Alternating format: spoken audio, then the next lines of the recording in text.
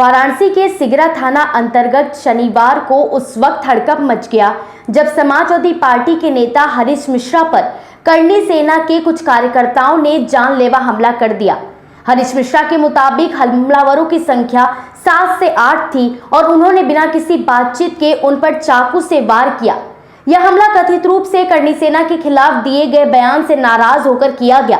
क्षेत्रीय लोगों की तत्परता से सपा नेता की जान बच पाई। हालांकि घटना ने इलाके में तनाव का माहौल पैदा कर दिया है। सपा नेता ने इसे पूरी तरह से सुनियोजित साजिश बताते हुए प्रशासन से कड़ी कार्रवाई की मांग की है। साथ ही साथ सपा के कार्यकर्ता सिगरा थाना परिसर के अंतर्गत धरने पर भी बैठ गए हैं। वहीं करणी सेना के 2 कार्यकर्ता जो पकड़े गए हैं, उनका कहना है कि वह सिर्फ बातचीत करने के लिए आए थे, लेकिन यहाँ के लोगों ने मिलकर उन पर हमला कर दिया। हालांकि पुलिस इस पूरे मामले की जांच पड़ताल में जुटी हुई है।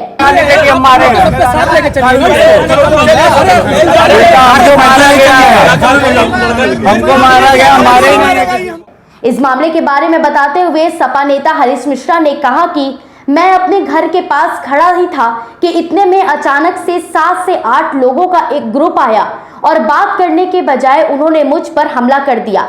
उन्होंने चाकू से मेरे सीने के ऊपर हमला किया, लेकिन क्षेत्रीय लोगों की सजगता के चलते मेरी जान बच पाई। उन्होंने बताया कि इस घटना के घटित होने की संभावना के संबंध में हमारे जिला अध्यक्ष सुजीत यादव लक्कड़ ने पहले ही एसएचओ को फोन के माध्यम से इसकी जानकारी दे दी थी। ये लोग हत्या करने के नियत से ही यहाँ पर आए थे। वहीं इस घटना का कारण बताते हुए सपा नेता ने कहा कि करणी सेना जिस प्रकार से दबंगई और गुंडई के बल पर दलितों पिछड़ों पर हमला कर रहा, इसके विरोध में हमने अपना बयान दिया था और इसी बयान से क्षुब्ध होकर उन्होंने मुझ पर आज हमला किया। देश का हर एक व्यक्ति बोलने के लिए स्वतंत्र है, लेकिन ये लोग गुंडा प्रवृत्ति के हैं। इन्हें इनके खिलाफ बोलना बिल्कुल भी बर्दाश्त नहीं, इसलिए आज इस प्रकार की घटना घटित हुई। मैं अपने घर के पास खड़ा था, तब से तक 7 लोगों 8 लोगों की संख्या में लोग गिरोह बना करके आए और हमारे त्रिमोहानी पर हमसे बात करने से पहले ही हाथ चला दिए।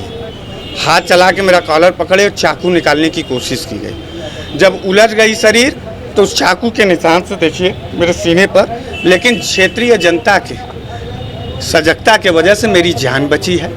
हम इस घटना का प्रकरण की जानकारी 1 हफ्ता पहले ही एसएचओ महोदय को हमारे जिला अध्यक्ष समाजवादी पार्टी के जिला अध्यक्ष टेलीफोन से सुजीत यादव लक्कड़ पहलवान ने दिया था। करणी सेना का यहाँ कोई जिला अध्यक्ष है आलोक सिंह पांडेपुर से। जब ये लड़के पकड़े गए हमलावर जो आए थे, जब इनका भी पता पूछा गया तो ये भी पांडेपुर से। तो पूरा का पूरा ये हत्या करने की नीति से आए थे। वजह क्या था?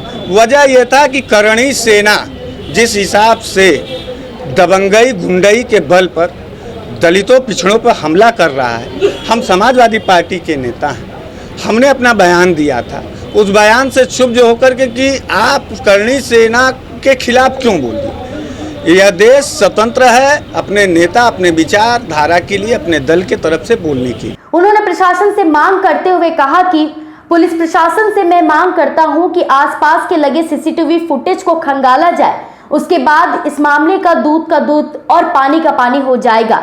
इसके अलावा सपा नेता ने यह भी कहा कि आज अगर क्षेत्रीय जनता ने हमारी जान नहीं बचाई होती तो मेरी यहाँ लाश आती। साथ ही उन्होंने यह भी कहा कि 2 हमलावर पकड़े गए हैं और 7 फरार हैं।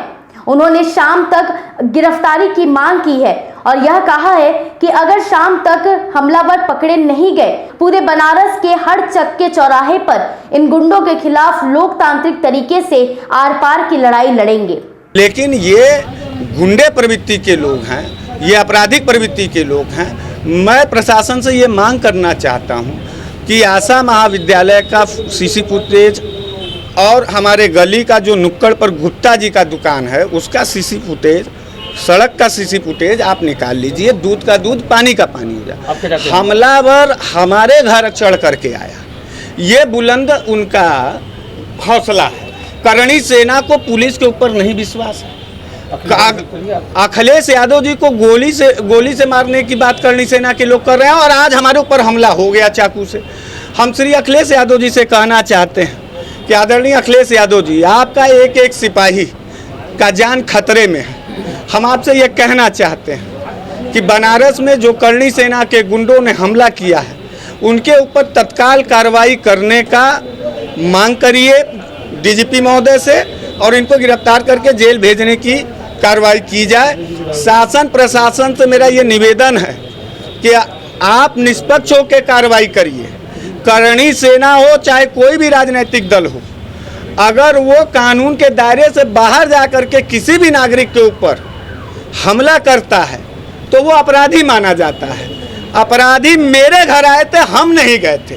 हमारे पास आत्म सुरक्षा का विकल्प है, हम अपने आत्म सुरक्षा के विकल्प में उनको दबोचने का काम किए, लेकिन हमलावरों ने हमला किया। जनता के सहयोग से, क्षेत्रीय जनता अगर न होती तो आज हमारी हत्या हो चुकी होती, हमारी लाश यहाँ आई होती।